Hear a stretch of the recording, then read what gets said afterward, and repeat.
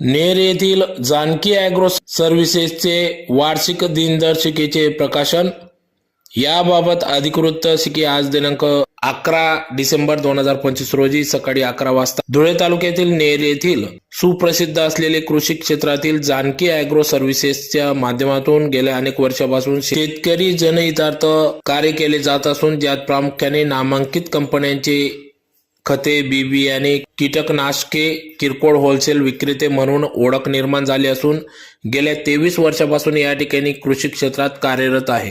अशा या जानकी ॲग्रो सर्व्हिसेसच्या दरवर्षीप्रमाणे या ठिकाणी वार्षिक दिनदर्शिकेचं प्रकाशन करण्यात येत असते। त्याचं प्रकाशन आज करण्यात आले। सलग 23 वर्षापासून या ठिकाणी शेतकऱ्यांसाठी जानकी ॲग्रो सर्व्हिसेस कार्य करीत असून कैलासवासी बापूसो इरामन रतन खलाने यांनी या जानकी ॲग्रो सर्व्हिसेसची सुरुवात केली होती।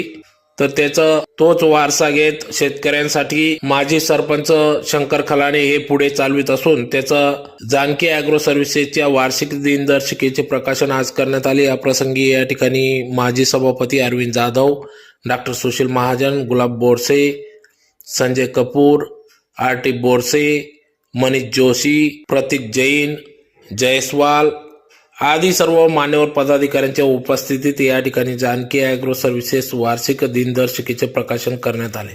आज नेर गावातील प्रसिद्ध असं कृषी क्षेत्रातलं नामांकित असं दुकान जानकी ॲग्रो सर्व्हिसेस आणि त्यांच्या उपकंपन्या जानकी ट्रेडर्स असेल यांच्या वतीने गेल्या 23 वर्षापासून ही जी काही दुकानदार आहेत दुकानाची मुहूर्तमेढ या परिसरामध्ये एक चांगल्या पद्धतीचं काम चालू आहे।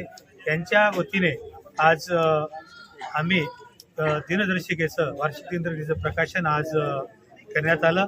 गेल्या 23 वर्षापासून हे दिनदर्शिका ही वाटप या परिसरामध्ये होतो।